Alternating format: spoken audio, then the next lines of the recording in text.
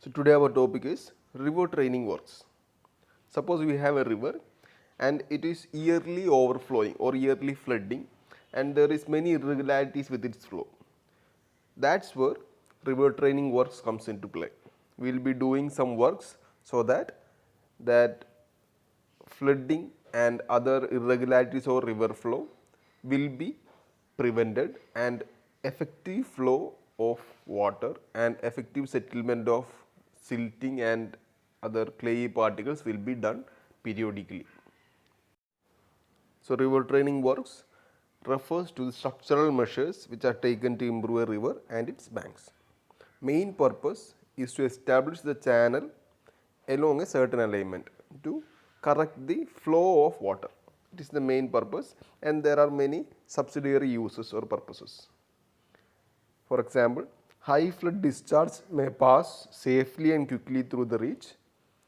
Sediment load including bed and suspended load may be transported efficiently to make the river course stable and reduce bank erosion to minimum, to provide draft for navigation, and the last one to fix direction of flow through certain defined reach. Basically, we are correcting our river to become an ideal river so that everything comes with river goes on good. Okay. Next one, classification of a river training work. First one, high water training. So, high water training is also called as training for discharge, and this training of a river is done for flood protection so that this yearly flood or seasonal flood gets prevented by its overflowing. Okay. So, it is also called as training for discharge, be reminded of that. Okay. Next one, low water training. It is also termed as training for depth. Suppose when there is low water in the river, we will be doing river training for depth. It envisages to provide adequate water depth during low water periods so that the flow of water is not obstructed in very low discharge in summer season. Okay. Last one is mean water training and it is termed as training for sediment. It is by far the most important type and it is mainly for rectification of riverbed configuration. And as we said earlier, this is the training that is used for moving suspended and bed load to maintain good channel condition. Whatever silt and clay coming with the soil is allowed to flow with the water. So, mainly there are three classifications: high water, low water and mean water training, that is depending on the discharge of water in the river.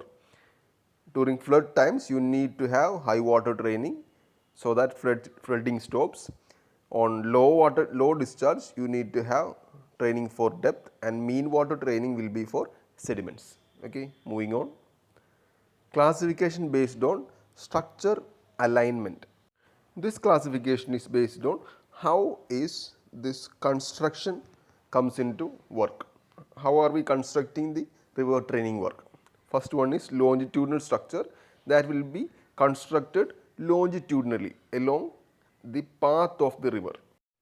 Like this, the construction will be along the flow of river on the banks, and this longitudinal structure will include high water, low water and mean water training. Okay, just the construction will be on longitudinal structure as manner. Second one, projecting training works.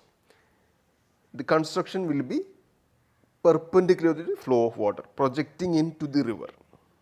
Okay. Longitudinal structure, it was along the flow of water. This one will be projecting into the river in 90 degrees with the axis of flow. Okay. Like this. Next we are getting into types of river training works. So, we have seen two classifications. Now, we are getting into the examples of structures that we use for river training works. First one is guide banks. It is the works required in the river to guide the passage of river water through weir or barrages when it is constructed. Normally guide banks will be constructed in either sides of structures or bridges, weirs, barrages, dams, etc. Normally it is a two sets of embankments with heavily protected curved ends in the shape of bell mouth. The width of waterway is kept equal to width of the structure from abutments. See, this is a sketch of guide banks. See the bell mouth curved portion and a bridge, and the width will be equal to the structure and the waterway. Next one is marginal bunds or levees. We have seen these marginal bunds in our areas. When there is a dam or barrage that raises the level of water in an area, in an upstream of a river, there will be bunds made so that the water does not harm or raise its level beyond some point. See, it is an example for marginal bunds or levees. It is constructed mainly to stop flooding of an area. It may be agriculture area or settlement area. Okay. So, these are called marginal bunds or levees.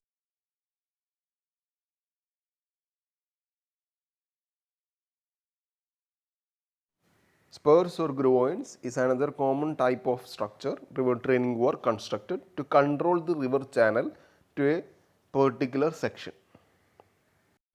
These are heavily fortified embankments constructed in riverbed which transfers to the river banks. Its main function is to protect the channel flow and banks.